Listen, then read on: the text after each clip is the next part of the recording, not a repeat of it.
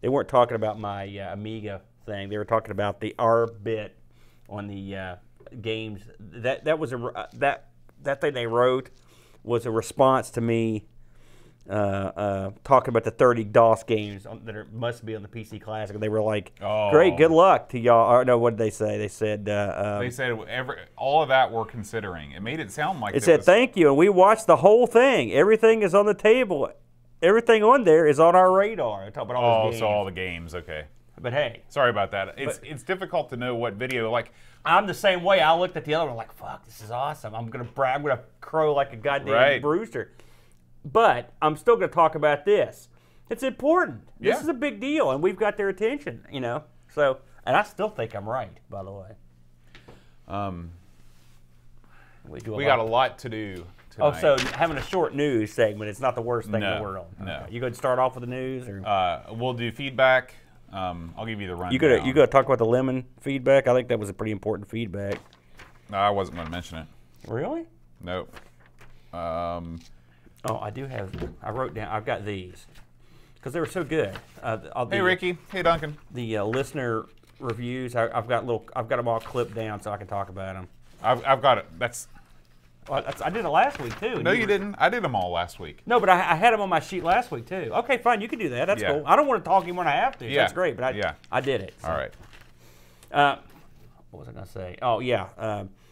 We should mention, we just briefly mention, I want to mention the Unity thing. I want to mention the Pixel Gaiden shout-out, and I want to mention the Lemon Tube guy. Because that guy's right. No one talks about Lemon Tube, and it's awesome. Yeah, why don't you do, because that's kind of a longer message. I'm not even going to read it. Okay, I didn't know if you were going to read it. But I'm going to just mention what it was very nice. And of course, Lefarius, he was on Lefarius' show, which I like. Hey, you got to support your people. That's absolutely. I look at it. Absolutely. Because they support us. Plus, it's good stuff. We're lucky that our buddies are all making good quality content. The more the merrier. I got the old Vebke special here, the Black Bush. Yeah, bush me up there, dude. I didn't look at these photos from Amy West. How'd they look? Is there an Amy East? There should be. It should be right down the street. Yeah. Hey, listen. Let's see where we left off here. Right here. We'll start off with the news with. We don't have a lot of other news. So, our dojo it's not huge, but it's got a room, and then it's got the dojo. Like a room where the parents sit when the class is going on? But it's a decent sized room. You could put a table or two in there and crowd around it. Are you suggesting a potential site for Amigathon 2019? I'm suggesting a possible local Classic Computer Club meeting place. Okay. I've already talked to the sensei. He's down with the clown. That's not the kind of thing you'd want to host. I mean, your house. No. Because these are strangers. Also, it's in the valley. It'd be a good place to have it. So I think we should do something. Okay. They could use the money. And we could get rates that were like unbelievably ridiculous. We could probably get to rent the room for the evening for like $20 or something. I don't even know where that is. Do you know where Sleepy Hollow? Do you know where Bogies is? Yes. It's directly behind Bogies. Oh. And I mean directly. Who was looking for that the other day? Somebody was looking for. Oh, I know what it was. It was, I think my dad was looking for Fairways because we were gonna meet there for dinner. You know that bar over there. Yeah. And he went driving back there, and he's like, "There's like a whole little place back there." Yep. And so. Yep. That's it. Hi guys. Free lunch. I love the name. That's my kind of thing. All right. Hey, Edvin.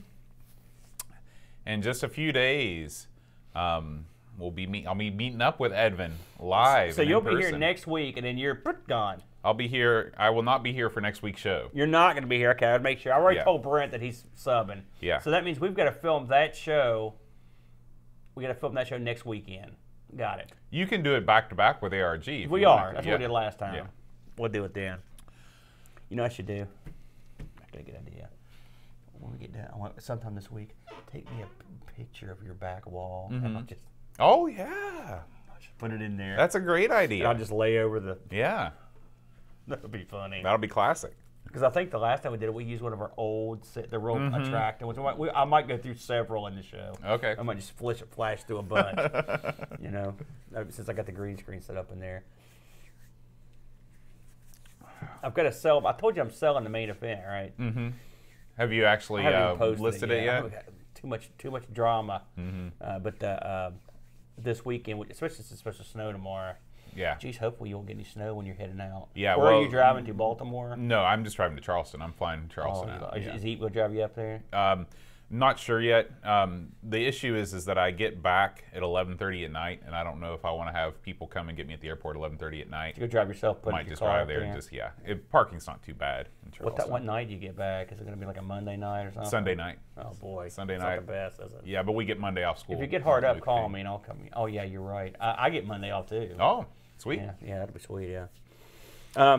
So we got a big one here. Yeah. We might as well just. You want to ready to kick it off? Kick it off. All right. We're running late. I apologize. Sorry, everybody. I got held up. You know how it goes. I'm make sure I get everything. Oh yeah. I actually need to make sure that I have the. So here's what we got on the docket here, Boat. Actually, someone in here was looking for a podcast. Do you know anybody with an Amiga podcast? No. Someone here is trying to ID a tracker module. I'm going to make a vague mention of that just to try to help us person out. Hey, Will. Welcome. We got Amy West. We've got a Dreamcatcher thing. We got the new keycaps. I've got. I want to plug the Retro Hour this week. They're talking to the guy from CU Amiga magazine. Okay. And I think it was a good listen. And then we'll go into our stuff that we did. We'll do the PC Classic thing we did last week. Did you know things up over 600? Not bad. Not bad for us. Not bad. It's not One Up Arcade, but One Up Arcade has a bunch of. It's also a project it's a thing that's available in stores that people have bought. So the new One Up Arcades coming out look awesome. They're going to have Mortal Kombat 2, 1, 2, and 3 on one cabinet. Yeah, we'll have to do another show. That looks pretty good. You know, I like the Mortal Kombat. You could take your main event proceeds and put them directly into that. I'm not going to make more than if I make $50 for the main event, because it doesn't come with any boards or a monitor. It's a bare bones. Yeah. So they can. It's a project. So anyway, I've got minimal amounts of stuff here, so we can. Okay. I'm drinking 3 different kinds of liquid here. I got my water. Yeah. What is going on there? Yeah, makes a cool sound when I drink it. Oh man, yeah, that's kind of creepy. That's what that is. I got my Black Bush from Graham, and I've got my decaf coffee. All right, nice. I'm going to try to film. 2 things before we start. I'll mention one of these things in the show. I did find those more hours of the Amigathon. I thought we had more, but I looked. I could find them while I found them. I got to split them up. I got to film some bumper stuff. Me and Bridget got to film some bumper stuff Sunday. So I'm hoping to get one of those released sometime in the next week.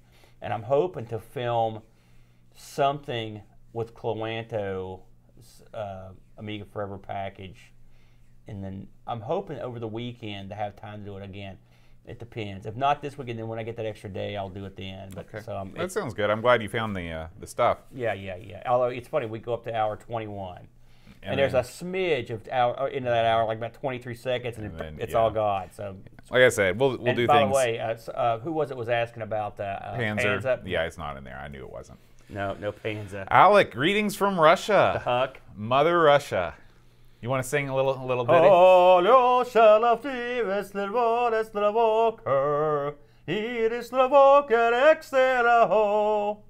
don't know any of the words, and those words don't. I think I'm just phonetically trying to. It's probably something horribly bad for America. You're eternally cursing Russia with those words. Nikolai Volkov can only teach so much. He had such little time to teach, really. Yeah. You know, the Sheik used to sing the Iranian theme for a while after those guys broke up. And so you never heard the Iranian theme as sang by the Iron Sheik? You know, it's funny because, you know, I've oft questioned, you know, why I don't watch wrestling anymore. And the answer is it's the costuming. Like, wrestlers used to be like superheroes. They'd wear, like, bright colors. Like, think about superheroes. Like, there's no superheroes that just wear all black except for maybe, like, the Punisher There's tons or of them Spawn. that wear all black. Like who? There's Spawn, Venom, the Punisher. Black Panther. Well, does he actually wear black though? Yeah, all black. I thought he was like purple. Like or something. also Black Widow. If you got black in your name, you're probably wearing all black. There's a couple, right? Just off the top of my head. Okay. Would you say the majority of superheroes do not wear black? It's a more colorful cast of characters. Yeah, that's why when wrestling stopped being a colorful cast of characters and they all just started looking like big guys with long hair, they're kind of sweaty. Yeah.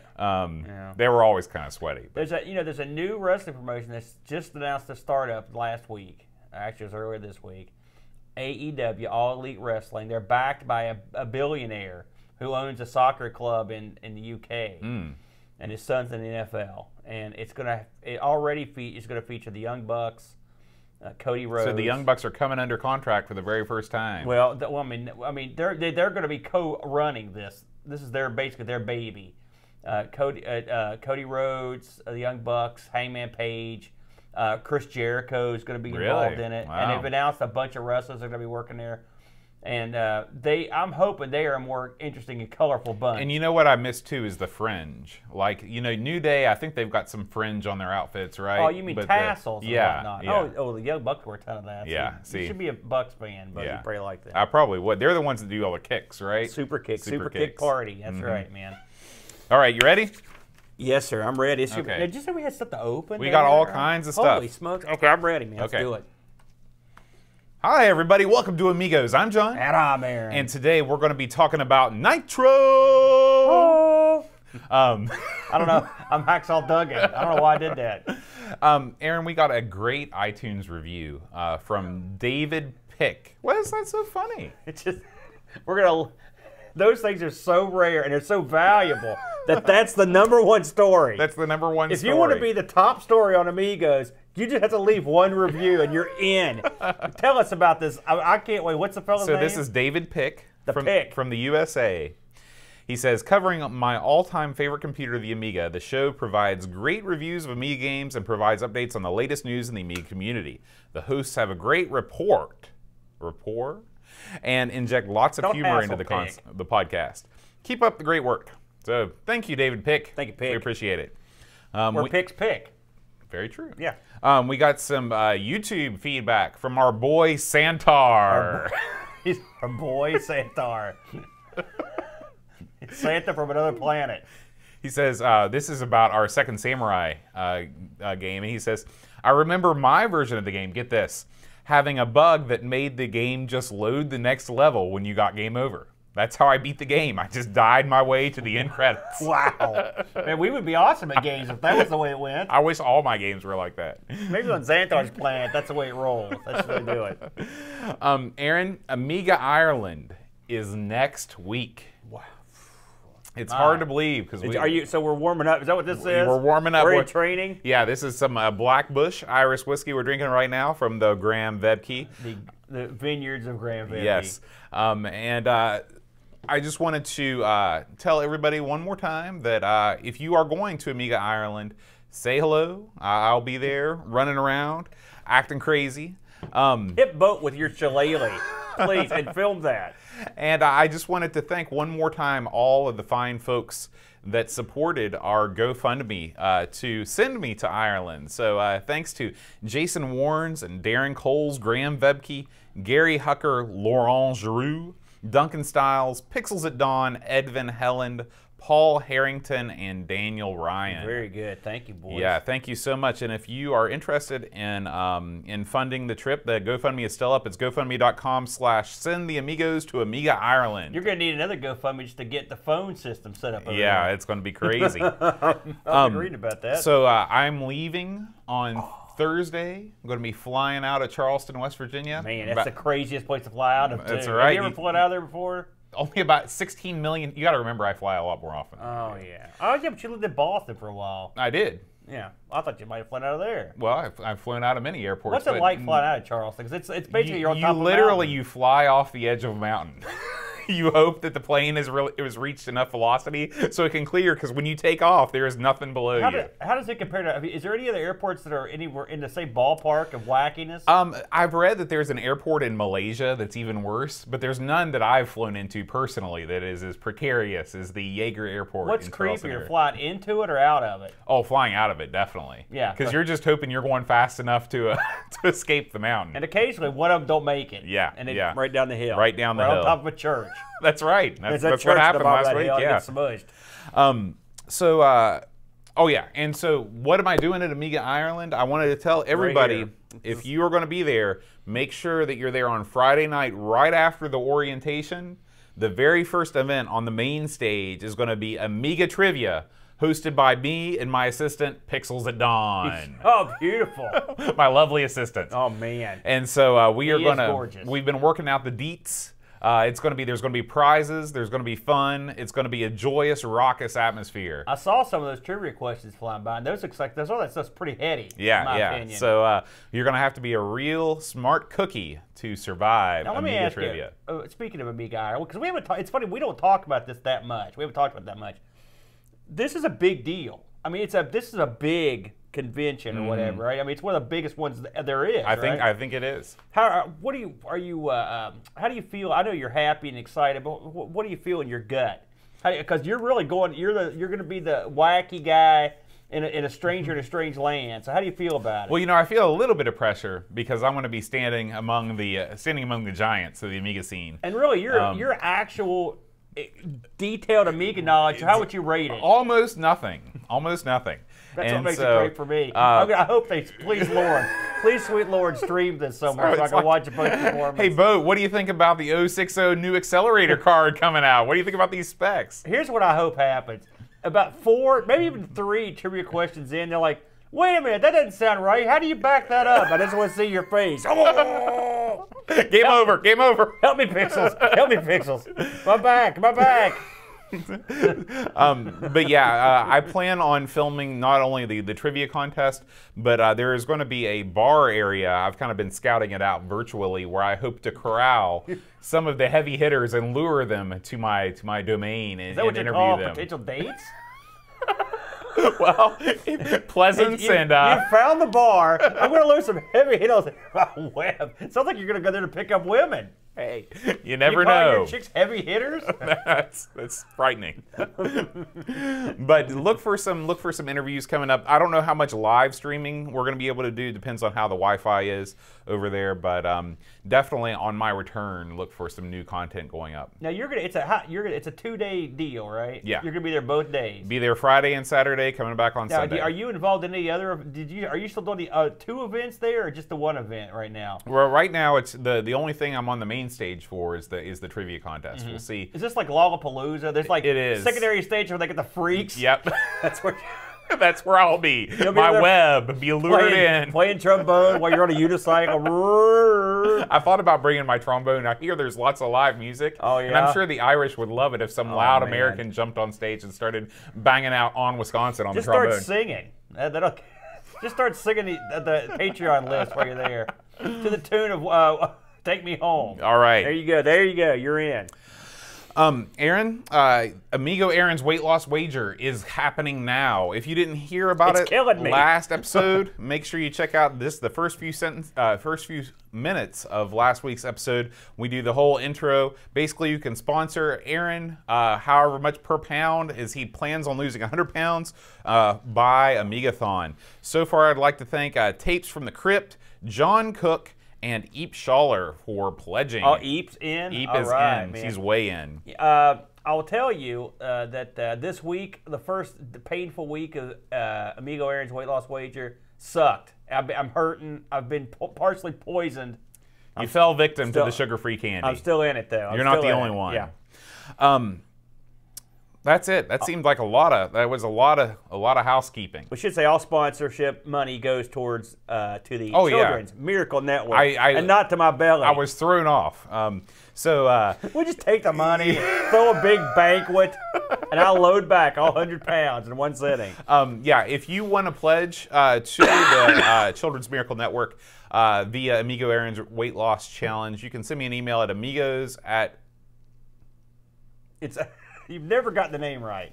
Amigo Aaron's weight loss wager. That's the email they're supposed to send it to? Oh, I don't know. Why don't you let the host do his job? Oh, so you mislabeled the email then. Why don't you send an email to amigos@amigospodcast.com and put Amigo Aaron's weight loss wager in the subject line? That's it. Wait a minute. Why were you chastising me? Because I was saying the email address and you were acting like I was saying the wrong thing. No, I didn't. I said you said the same name. The name was Go wrong. back and listen to the tape. Listen, I never go back and listen to these. I know you don't. Otherwise, I'd pound you into the ground like a steak, just like I told you, for having the guts to jump my face. So once again, the email address is amigos@amigospodcast.com. That is the correct email address, no matter what Aaron might think. Oh, when are you leaving again, Bo? Amigo Aaron's weight loss wager in the subject line. That will help me find them because these are just pledges for right now. Once we open what's the platform? Extra Life. Once we open our Extra Life page, all of those pledges will go immediately to the Extra Life page. So, Aaron, we got some mailbag. Mailbag. Okay, good. We got a package. We got 2 packages. All right. These came from one of our good buddies in the great state of Texas. You know who I'm talking about? No. Tapes from the Crypt. Tapes from the Crypt. Okay. We've got lots of buddies in Texas. I've opened this but not looked inside it, so you can do the honors. That's Aaron. what they always say. All right. Tapes has always got all kinds of wacky stuff here. Let's see what you got. All right. Oh my. Looks like some games here, Boat. What we got here? Oh, a sealed copy of Theme Park Mystery. Wow. And another 2 sealed copies of... now that's bizarre. Yeah. Tape, I don't know where you came up with these. Thank you, Tape. I've never even heard of this game. Have you played this one before? I know of it. And, Okay. only reason, and mostly because when I was looking for something else, it would come up. Now here's 2 more things in here. This is a sealed copy of Vital Light. I don't know what this is. Figure out what that is. Okay. Here's a mostly sealed copy. What it says right there? Oh, it's a Pure Addiction. I mean, how could you? Now these are, is this some sort of art program? Let's see here. No, I think it's a game. It's a puzzle game of some kind. Have you ever heard of this one, Vital Light? I have not heard of this, but this is yet another. So 2 Awesome. copies. These Thank you. This one is PAL. I wonder how Tapes ran across some of this stuff. Thank you, Tapes. Yeah. Very much. Here you go. All right. Now, and I don't have any sealed copy to Amiga, so I don't Me neither. think. And I have actually thought about suggesting this one to the committee just because of the name. Sounds cool. Theme Park Mystery. That sounds like a pretty good, you never know. Yeah, yeah. So, thank you very much, Tate. You got set those over I'll there for set me? those over there. Now, Aaron, what's better than 1 package from Tapes? I don't know. 3. 2 packages from Tapes. 2, I mean. 2, sir. Good Lord, Tapes. This one is quite large. Yes, it is. All right, let's see what we got here. Tapes has been super generous to me over the years as well, and you. Let's see what we got here. Oh, man, Bud. Holy cow. Okay, I'm starting to see a trend here. Looks like we got a, I don't want to block the camera. Here, open that poster up. Oh, boy. Oh, look, a couple of new issues of Amiga Future. Ooh. Now, I like Amiga Future. Look, Worthy on the cover. Excuse me while I cough. That's awesome. Here you go, Boat. Okay. Thank you. I'm starting to see a trend here. Here are 2 more. Oh, no. 3. So remember when I said there were going to be prizes? There are 3. in Amiga Ireland? 3 copies of sealed copies. These are Yeah. sealed copies of Theme Park Mystery. Wow. So that's a total of 5 sealed copies. That's a lot of Theme Park Mystery. There's going to be some giveaways. That's for darn sure. And guess what? Not to be outdone, here are 3 more sealed copies of Vital Light. Wow. That is crazy. That is. How does he find this We're stuff? going to talk later. Yeah. Tapes. Oh boy, there's some other stuff in here, Boat. Here is a copy of Indy 500, and this is for Thegame.com. Huh? Look up there. Oh, wait a minute. Is that crazy Yes. little gimmick? That's the crazy gimmick. Thegame.com. I've never seen a Game.com game before. Well, here, see another one. Fighters Mega Mix. All Now, right. I actually played this game. The Game.com is that really wacky handheld, right, Bo? Well, I think it was the thing that sat in front of your eye. It was like virtual reality. Oh well, my not God. really, but Look at this, man. He went nuts on this stuff. Oh, Boat. Shadow of the Beast, the album. Wow, 2015 remix album. Nice, nice. We've got some stickers Pipes here. of the Beast big band mix. Amiga. These are meant for you, Bo. These are Amiga 1 Oh, stickers. yes. Since you marginalized those people thoroughly last week. Here's some CD32. 2 sealed CD32 games. Oh, my gosh.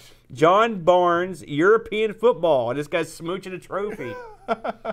My Now, what CD32 games do you have? Like actual CD32? I don't have that one. I kept to go through. I've got like a Microcosm, and I've got Brutal Football, and oh god, I've got a few other ones. I can't right off my head. I can't remember. Okay, but not this one.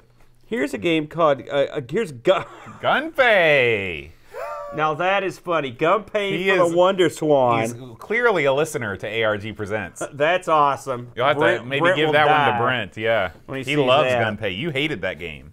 I wasn't as fan of Brent. Here's Revenge of the C5 for the Amstrad. Wow. I think this is some sort of financial tape game. This is our first our first boy. Amstrad game, I think. Look here now. Here we go. This is a Sega Saturn. No, this is a USB Sega Saturn replica joystick. I believe there is a Sega Genesis, but it doesn't matter. It's USB. Look at that. That's neat. Isn't that nice? And that's like officially Sega branded. Yeah. Now I don't even this, know how I that know what happens. this is. This is an Amiga Mouse.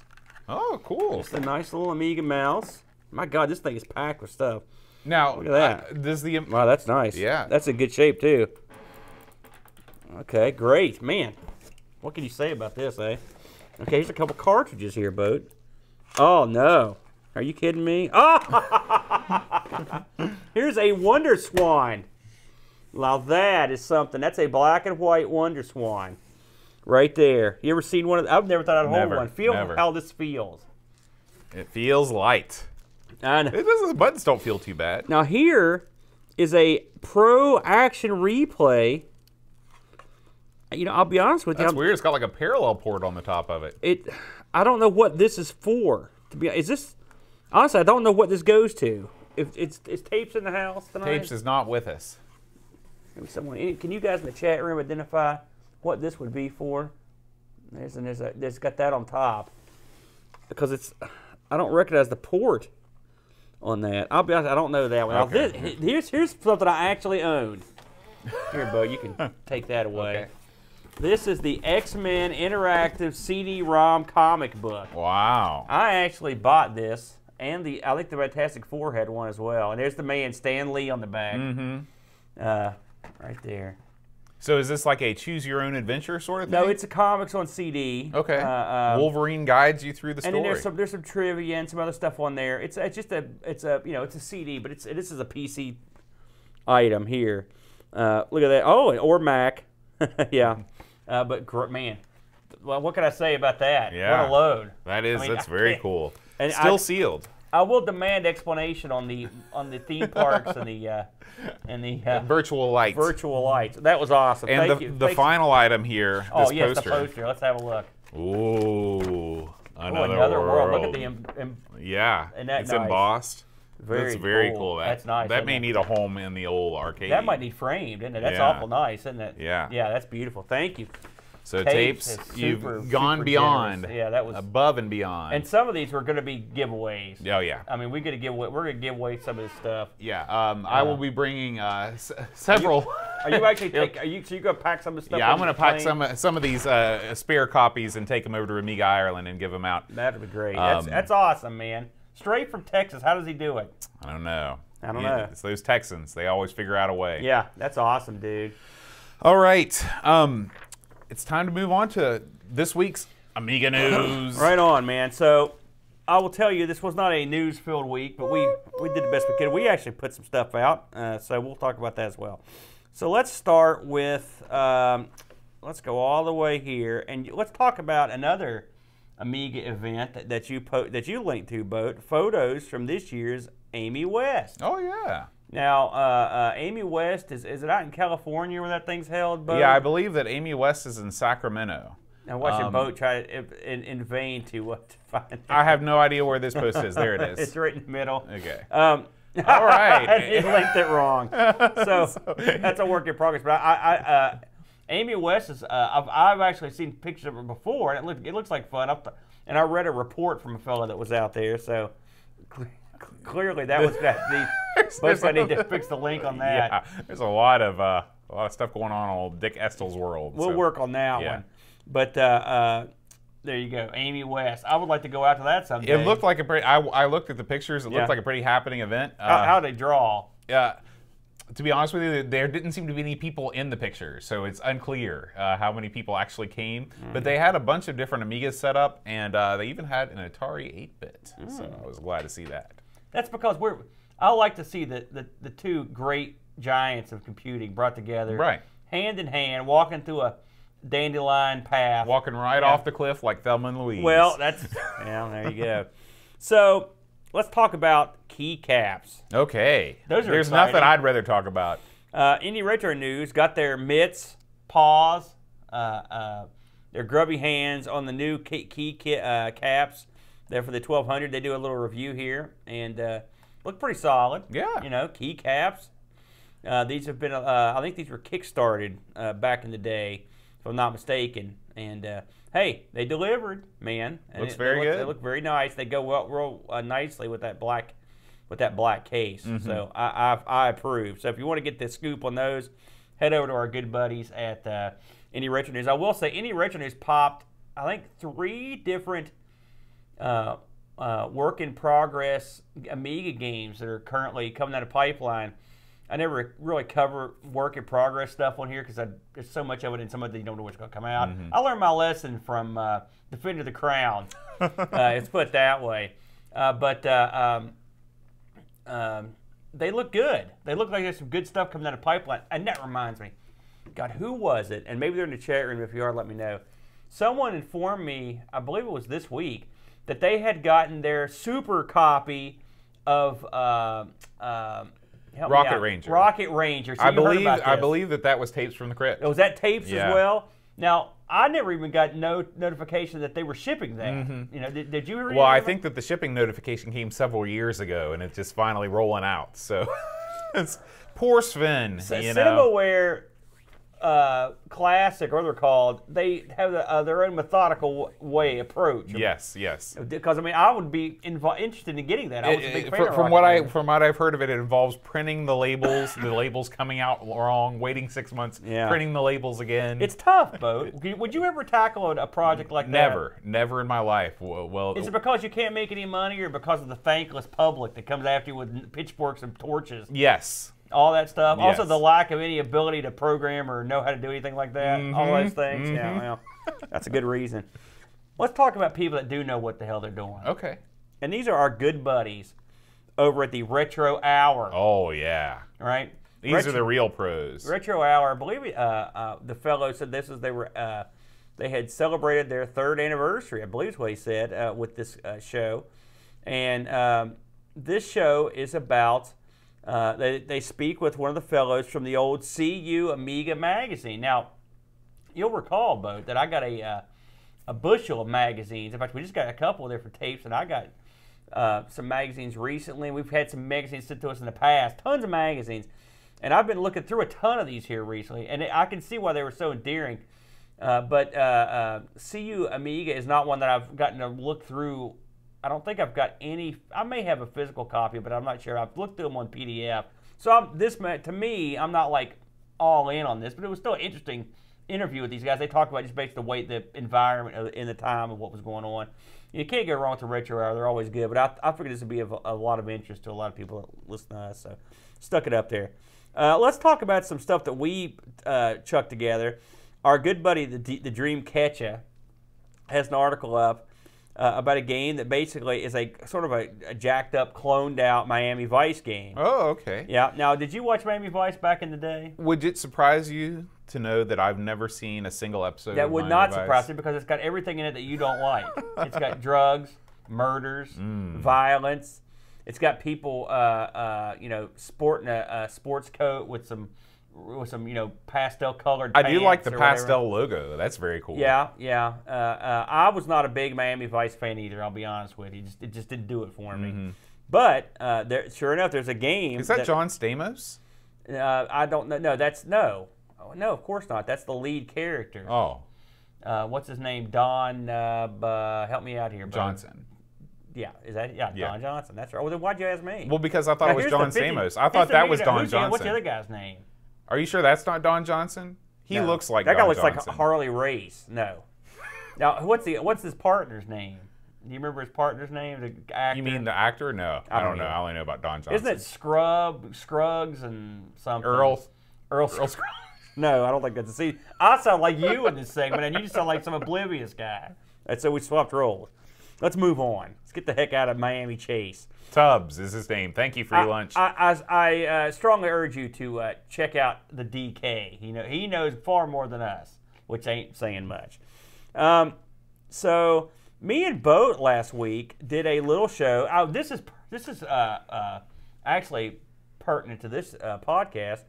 We did a show Insert Disc 2 last week, and the jut of it, the main theory I've had come up with is that the PC Classic, the little PC Mini that we've talked about on and off, they released a video a couple weeks ago. It was like an update, and one of the things they mentioned was that the PC Classic wasn't just going to run PC games. It was going to run PC games and games that were appearing on other types of computers in that era. Mm-hmm. And let the conjecture fly. And so I told Botus, I think what this is an avenue to have Amiga games appear on the PC Classic. And we speculate on that topic, among others, involving the PC Classic. And I noticed that Boat pointed this out to me that our previous video about the PC Classic, 30 DOS games we demand appear on the PC Classic.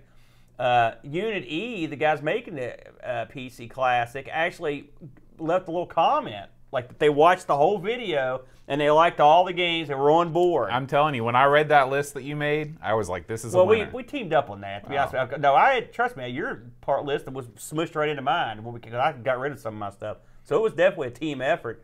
But it's interesting to know those guys are listening. I think that's nice. And this, I have to say, the video they put out didn't get as much hype as the last one did. Of course, the last one they did, everyone just got on there to hate on it. Right.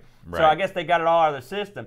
But I think there's a chance that the PC Classic could be a decent little mini, and it could bring something different to the table. And what they could bring differently, if they do it right, is something you could localize and maybe have some more obscure stuff when you get away with it, because anything you get on it past the original 30 games are going to be, it's icing on the cake. Mm-hmm. So maybe you're going to have a disc, which is actually an SD card, of Amstrad, or a disc of Amiga, or even a disc of like a French computer, or maybe something like the X68000, something you can sell in different areas to mean something to people. Mm-hmm. So it's speculation.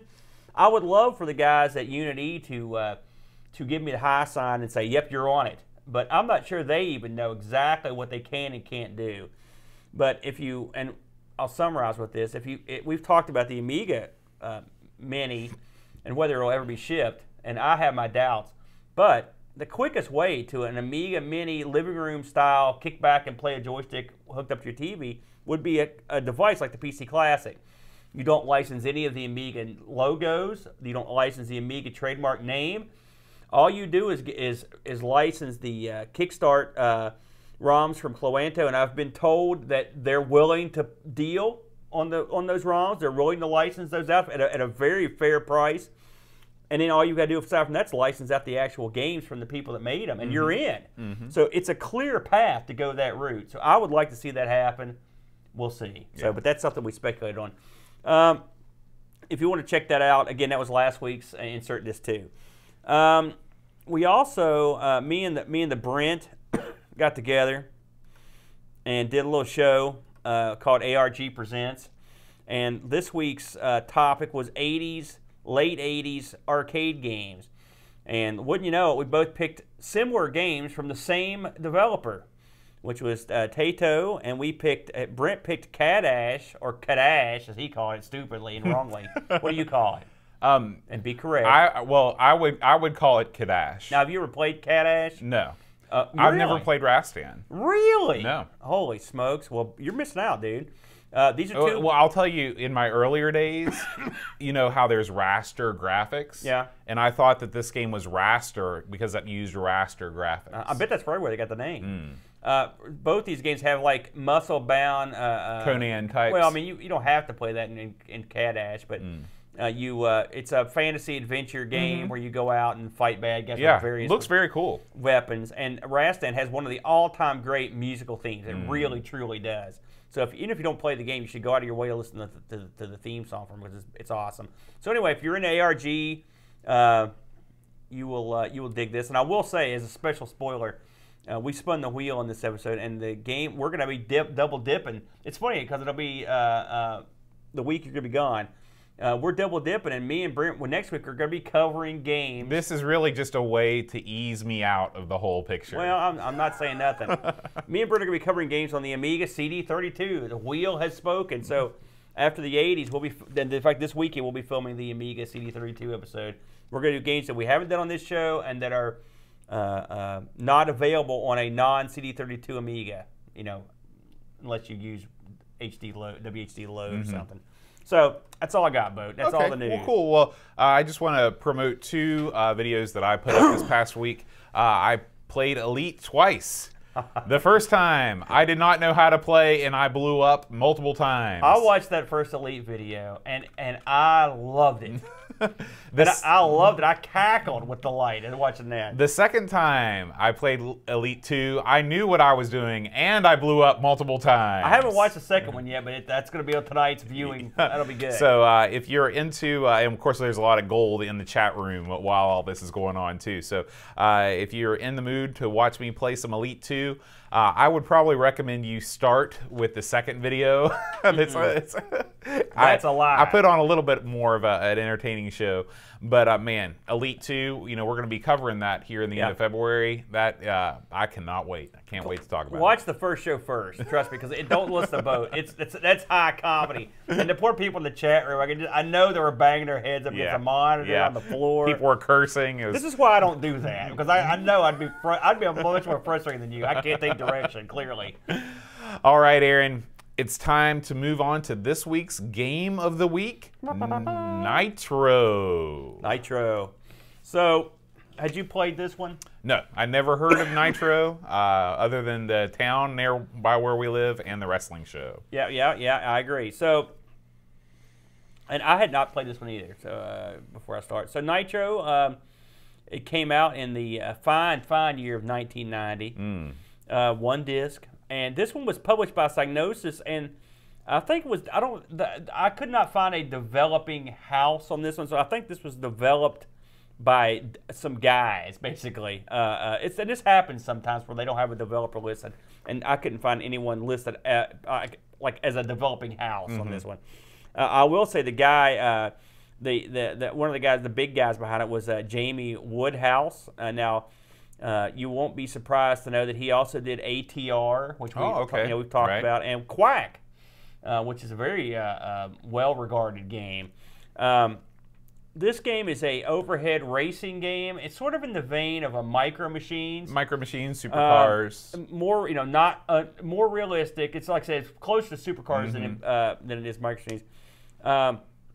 One of the gimmicks this game has, and I'm trying to think what other games might do this. Maybe Iron Man Stewart might allow you to do it, but this game allows 3 simultaneous players. Yeah, aside from Super Off-Road, I can't think of any other 3-player games. Yeah, that's an odd one. Now, you're always going to have 4 races on the screen, but you can have 3 actual players. This game was just ECS, OCS, and the only other version of it was on the Atari ST, which I'll admit I didn't look at because they're mostly almost always the same. This game was sort of famous for being included in the 1991 Monster Pack Volume 1. And now listen to this lineup. This is a Psygnosis pack, by the way. It's a compilation including Infestation, Nitro, and Shadow of the Beast. That is a strange, I don't know how strange bedfellow this isn't really a monster pack, but it is what it is. So this game for a game that is just a top-down racing game, I'm not gonna say it's got a unique backstory, but it's a goofy game in some ways. It's no frills as hell. All right, if you stop me when you disagree. When you load up to I disagree with you right off the bat. Oh, okay. I mean, no frills in what way? Can you explain? I mean, there's not a lot of options, or I mean, you basically come up to a screen where you hit enter to start, and then you enter your initials and you start playing. Okay. That's what I mean. Okay. There's no like. But I mean, you can choose your character. There's not a whole lot of racing games you can choose your character.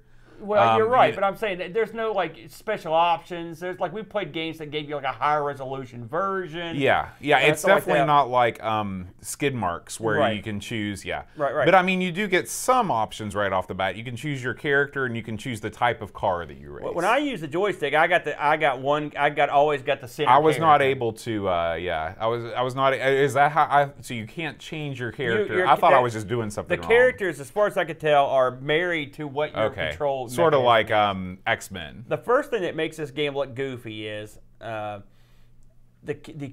player's pictures that you can pick from. Mm-hmm.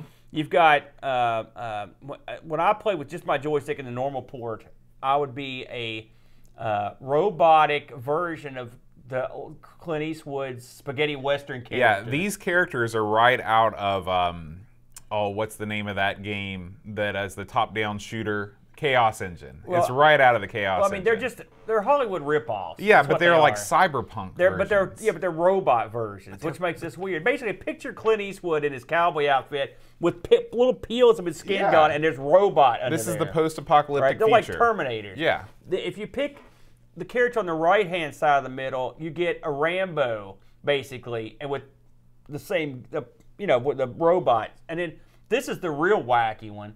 Pick the left-hand character, you get James Bond, Roger Moore, which I don't get. I love Roger Moore, but there's a robotic Roger Moore as the left character. Mm-hmm. So those are your choices when you play. And I guess you can pick whichever one you want via what control mechanism you got. Right. Once you pick your character, you enter your initials.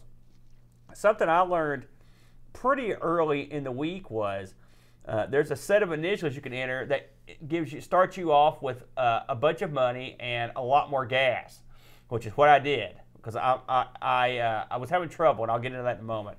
So once you enter your initials, it allows you to pick from 3 cars. It's like a buggy, a sports car, and like an Indy car, right? Right.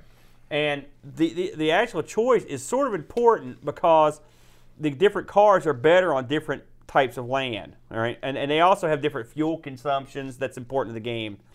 For example, the Formula car does great on the road, but does bad on like desert, which, as you can imagine, makes sense. And on the flip side, the turbo buggies are not that good on the road, but they're good over cross country. They're better in the sand. You get the picture, right? And you can switch between cars in between races if you got the money. So once you pick your car, the game starts, and it's just you and 3 other racers on a track. And this is not a reinvention of the wheel; it's a scrolling over-the-head view of the racing game. You go around the track. I mean, it's standard stuff. It's no really hard way to describe it. It's just like just like supercars or anything else. This game has 32 levels. The one thing this game does have going for it, it's spread over 4 different terrains.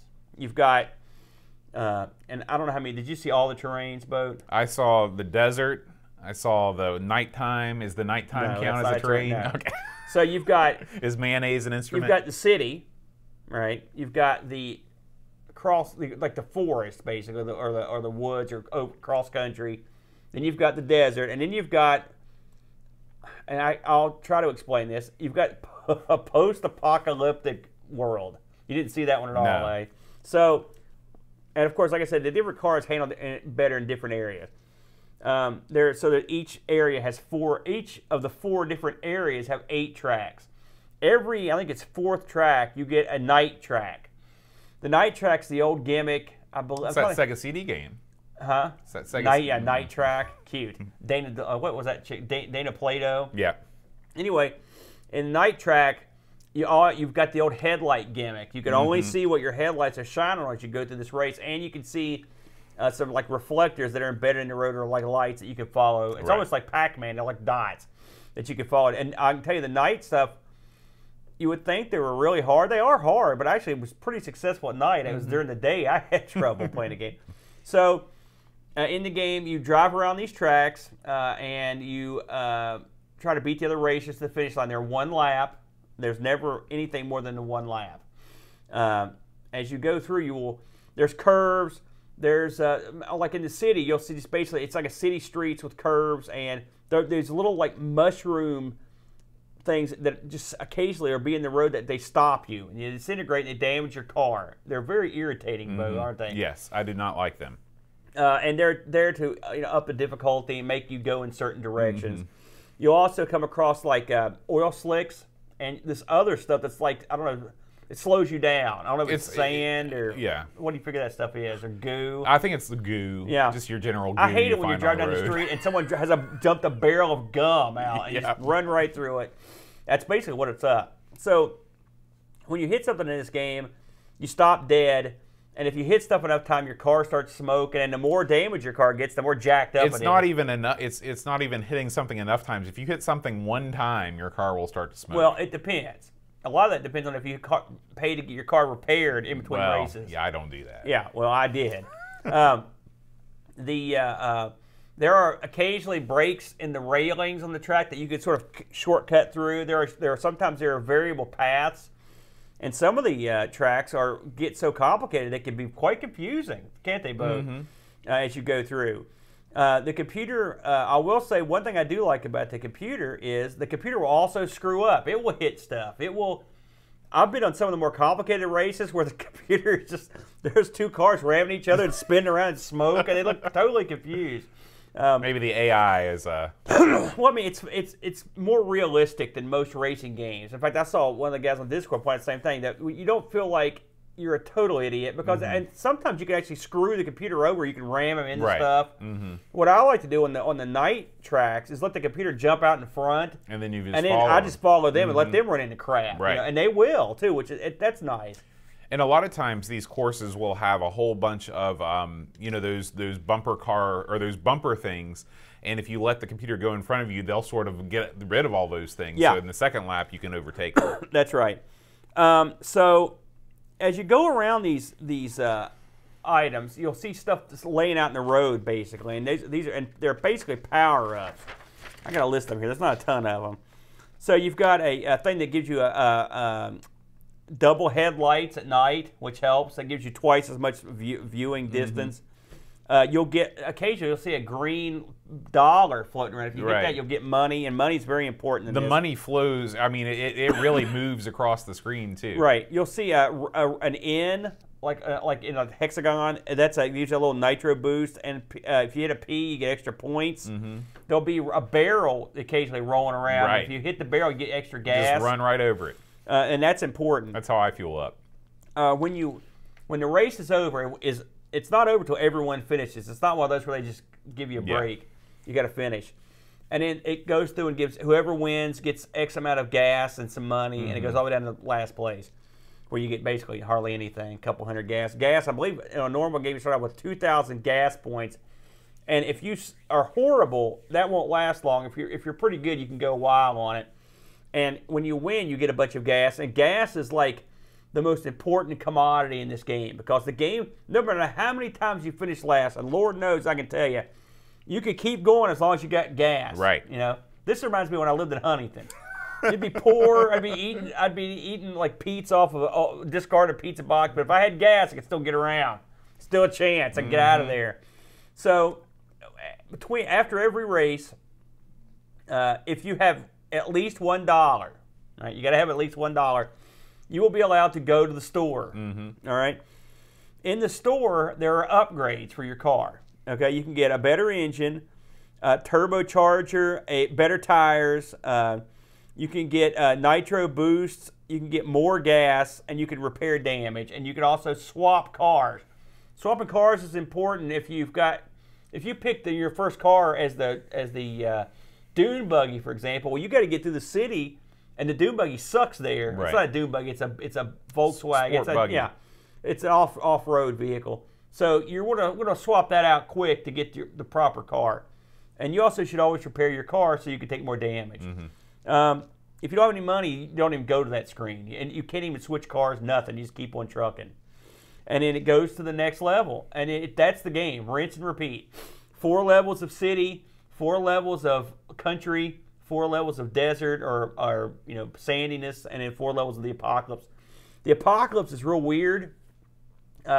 There are craters everywhere. The sky looks weird. I mean, I wouldn't expect the apocalypse to look normal. Well, there are like fissures in the road. Yeah. There are buildings that are jacked up. There's graffiti written all over the place. I think it says like the end is nigh on it.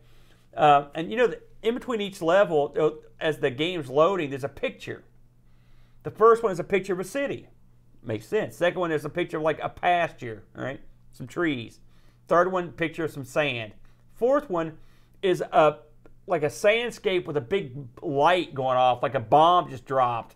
That's so you know you're in that's the apocalypse. And so it kind of sets the stage before each scene. I thought that was a nice touch. I thought it was. I didn't think the pictures were all that great, and I thought it got old after a while. It did get old. Could they not give you something? Could they name the tracks? Could they give you a different picture? I mean, this is the Amiga. You couldn't include something there. And the fact that it does happen after every race, it does. Like I would like to see the tracks named, for example. I always said that. Yeah, remember we talked about what's the ZX Spectre game we covered, where they had every room named. Yeah, like Manic Miner. Yeah, that makes it's just a little bit of flavor that I like. So that was kind of a missed opportunity.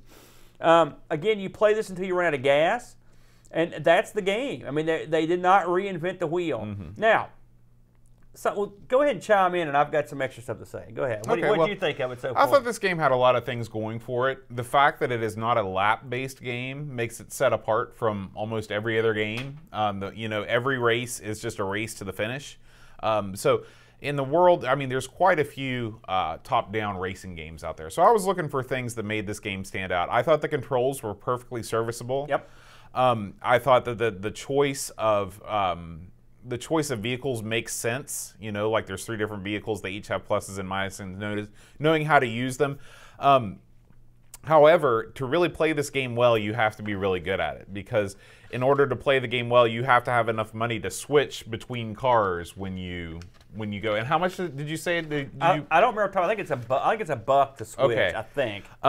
My biggest problem with this game was that once you sort of start doing badly, it's very difficult to dig your way out of the hole. When you're playing this game and you mess up on the first track and you don't have enough money to buy the upgrades that you need to repair your car, then you start to fall into the trap where once you hit anything, your car starts spinning out of control, you lose again, and then at that point, you're just waiting for grim death. You're waiting to run out of that last drop of fuel. Yeah. Once you start, if you start a race with like under at least a couple hundred fuel points, you're boned. Yeah. Unless you get a bunch of barrels or get very lucky. We reviewed Supercars and Supercars 2 a while back, which we both liked. And I like Supercars 3, the unofficial PC port. But one thing we commented on was how odd it felt that this game had a bunch of weapons in it. Here's a game that literally has you as a robotic cowboy or a Rambo in a post-apocalyptic setting, and there are no weapons in the game. Not to mention the cover of the game is you in a car holding a rifle. Yeah, it's you, and the car's all spiked up and looking awesome. It's like a Mad Max looking thing. Now, you can ram the cars in this, but I mean, I don't know if you cause them any damage or if it's any significant damage, and you can't augment your car with anything that would make the damage more. This is it was in the Monster Pack Psygnosis game, awesome cover. Where's the weapons, yo? A machine gun or or additional spikes or missiles, anything. Yeah. I agree with you totally. I think weapons did not fit the theme of supercars at all, and it is sorely needed in a game like this. Yeah, right.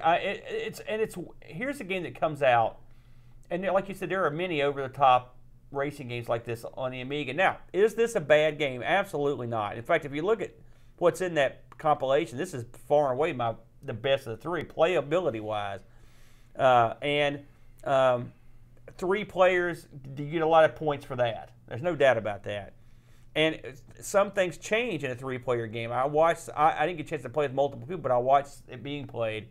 and if one of the players falls off the screen, they get basically beamed back over, but it costs you a bunch of fuel. Mm-hmm.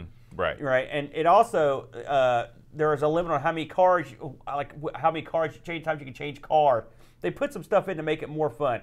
And 3 people in this would be, I mean, they're always, multiplayer on these are always more fun. That's right. So that's right. You can't discount that. I can't discount that when I'm reviewing the game. You know, I've got my opinions as the game as it stands as a single player game, but I know that this game is a million times more fun with some buddies. Right, right. But all that aside, it's a well done game, but I mean, it's more of the same. Mm. It wasn't like, if you said, hey, this is Supercars Basic or Supercars Revisited, or you know, I would be like, yeah, I can see it. I mean, the wiki for this says that it's a very similar duplicate to a Sega arcade game, and I'll admit I can't remember what the Sega game was. And I looked at the video of it. It looked sort of similar. I don't know if it's a complete rip-off of it. It looked close, but there were tons of these over-the-head racers in the arcades on home computers, and probably when this one was out, this is not quite enough to make it a legend. You're going to need a little extra. If you're going to have a level on this that's post-apocalyptic, why is any other level not that? Right. Make the whole game post-apocalyptic, something else. Well, you know, I don't agree with that. Well, I mean, why not have variety? Well, okay, let me rephrase that. If you're going to have a level in a game that has post-apocalyptic elements, at least make all the levels build up to that and give your guys weapons to make that all work together. In a post-apocalyptic world, you're not going to get together with your buddies and have a rally down to the streets. Right. It's post-apocalyptic, yo. Yeah, everybody's fighting for their life. Now, there's something else, and I mentioned this to Boat, and I'm going to ask everyone out there, because maybe I missed it. I don't get it. So, in the manual, and we talked about this earlier, they talk about getting extra points for hitting pedestrians. Okay, now, I talked to Bud about this earlier. I haven't talked to you since then, and he said he thought that was in there sort of as a joke, but it's mentioned a couple times. It's not just one time; it's several times. I didn't see pedestrian 1 in any. I played almost every level of this game, and certainly I played every. I played all 4 of the different scenarios. I didn't see any pedestrians. I didn't see anyone to hit.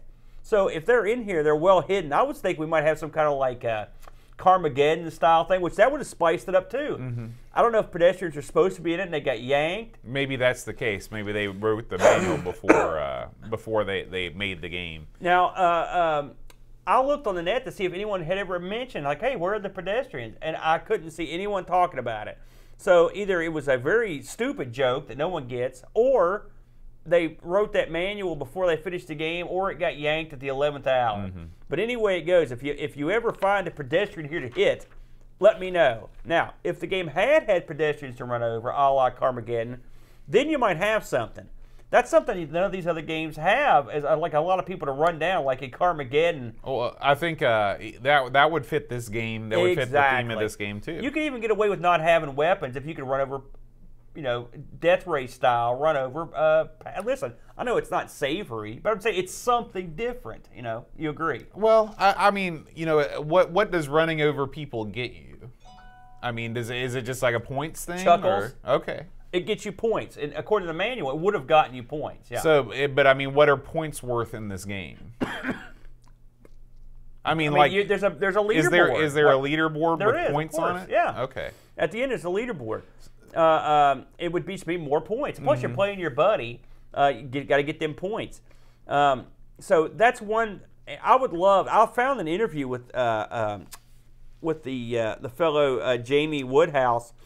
And just didn't come up. It was killing me. I read a bunch of interviews. If I see him at Amiga Ireland, I'll ask him. Like, I know he loved D-Paint. I know which computers he started on, also, but not once did I find out why there were no pedestrians in here when they were mentioned. So if anyone's got that information, let me know, and we'll mention it on the show. Some of the boys in Discord found out that the same fellow, Jamie, had basically released a very similar game to this on iOS, and it's a racing game. I think I've got the name of it written down here somewhere. Did you notice that or watch the video? I didn't see it, but I can't remember the name of the game. Apparently, some folks on Discord tried it, and they had high praise for it. Yeah, yeah. So. I watched the video of it, Retro Racing. That's what it's called. Retro Racing on the. Now, unfortunately, it was only an Apple thing, and I think it was probably released a few years ago. But it looked just like this, except slicker. You know, it looked very similar to this. Also, it looked like there were no weapons in it either. But I think it's overall, it's a good game. It's a fun game. Would I pick this over Supercars? It does play pretty well. I mean, it's tight controls. But Supercars had to. It's funny, we didn't like the weapons in Supercar, but now that I don't have them, I want weapons. And I think Supercar, the levels were a little more interesting. Now, this game, one thing about this game that I didn't have in Supercars is in this game, I never thought I couldn't tell what was happening. In Supercars, that happened a lot, where your car would be under something for a long period of time. Yeah. They handle it more effectively in this game. Absolutely. When you go into something, you're not under it for a while, and you can't really. Once you get under it, you can't screw around and get stuck in it. Now, I did get in a couple sections where if you hit an oil stick, you kind of spin around. If there's too close, you could be ping-ponging for a while like an idiot. I've done that, and that's kind of frustrating. And there are some areas, like I said, some of the maps you go across land and you just get lost. You know, it's real complex. But overall, it's a tight game, but it's nothing what I would call revolutionary. Right, right. Well, we've heard what you think. We've heard what I think. Let's hear about what our Patreon community thinks. So we gave them a chance to sound off on Discord. I'm going to read some of these, and I'd like you to read some of them, just to break it up a little bit. Sounds good. Graham Vebke says, top-down racer, which at first seems not as approachable as Micro Machines, but give it some time.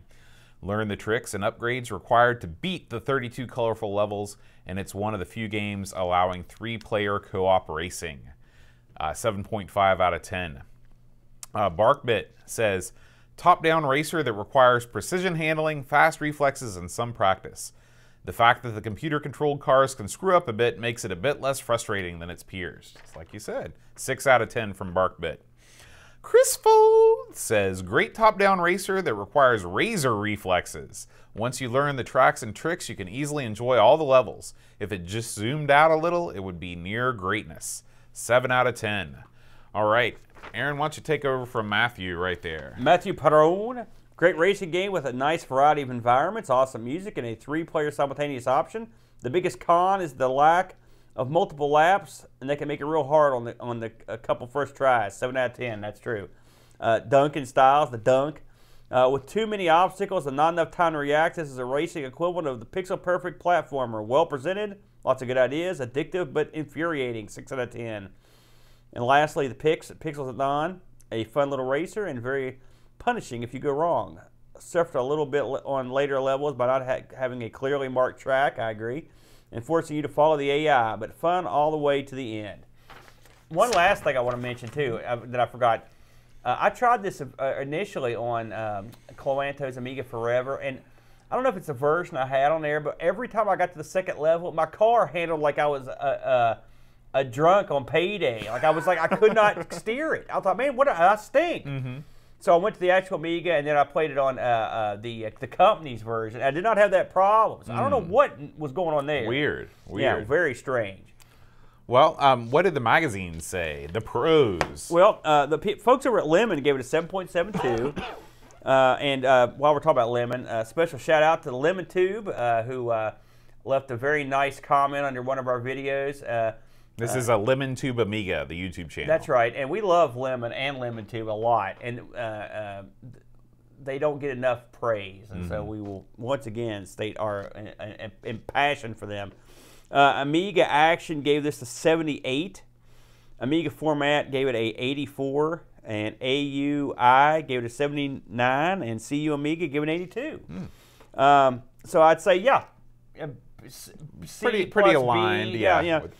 I looked up on eBay. There's a lot of copies in the States of this. I saw a bunch. In fact, I bid on one because it was so cheap. But I found there's a new in-box copy going for $25 and a factory sealed copy going for $18. So you can buy a factory sealed version for less than a new in-box. Well, I bid on that one, so I may be getting that.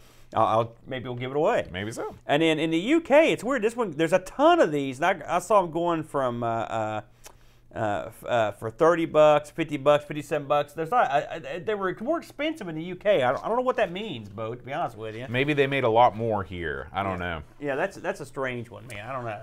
So we got some new Patreon supporters this week. Aaron. Really? Yeah. All right, man. We'd like to welcome to the fold Counting Virtual Sheep. Very good. Bernard Quinn from Ireland. Very good. Hey, you gonna say hi to him when you're over there? Yeah, sorry, we actually announced him last week, but I left him out of the Patreon song, so I wanted to give him an extra. And Andy Craig, welcome in the chat with us right now. And we'd also like to welcome Adam Bradley, former Amigos supporter, now a member of the Amigos Game Selection Committee. He stepped up to the big table. That's right. That's right. You. So regarding last week's Patreon song, Aaron, I had no idea. No one guessed it. I blame myself. In some ways. The song was. Come on, people now, smile on that your was the song? Well, the problem is that in the middle 8, in the bridge of the song, I accidentally put in the bridge from If You're Going to San Francisco. So that was my bad. I got the two songs confused. Yeah. I love both those songs, but man, I didn't get them both. Yeah. If anyone would have got those, it'd have been me. Nobody wrote in, so I'm going to try and go a little bit easier this week. You going to sing like Baba Black Sheep or something? Well, let's see if you know this one. As always, if you know the Patreon song for this week, you can send me an email at john@amigospodcast.com. So here we go. Counting Virtual Sheep, Bernard Quinn, Retro Man, Cave Tim, Drew Daniel Williams, Robert Edgerton III, Simon Rose, Joseph Harrison, Kyle Etterab O'Hara, Howard Nibbs, Matthew Larimore, Andy Craig Shanzo, Darren Lomax, Colin 419, Barkbit, Roland Burke, and Drew Monks, Joe the Zombie, John Cook, Dan Ross, Leaf Kalon, Alan Kebab, Checote Levelord, John Marshall, Matthew Perron, Ricky DeRocher, Creepy Dead Boy, Figgy, CTZ, The Slow Norris, Stefan Sorgord, Mortensen, Edvin Helland, Blindo 75, Christopher Hassel, Ravi Abbott, Chris Foltz, Dreamcatcher, Laurent Giroux, Graham Vebke, Brent Dowdy, Lane Dinson, Adam Battersby, O'Brien's Retro and Vintage, Gary Hucker, C. Brian Jones, Paul Harrington, Duncan Stiles, Alan Kebab, Anthony Jarvis, Tapes from the Crypt, Josh Nan, Adam Bradley, Jonas Rulo, THT, Eric Nelson, Kim, Tommy Wumberstadt, Daniel Bingston, Brutal Barracuda, Darren Coles, Jason Warren's Pixels at Dawn, and Kjolbjorn Barman. Beautiful, beautiful. You'll be killed when you get over there. I'm thinking about making that my opening act. You'll be killed. You'll be brought in. That will be the end of you. Aaron, next week I'm not going to be here.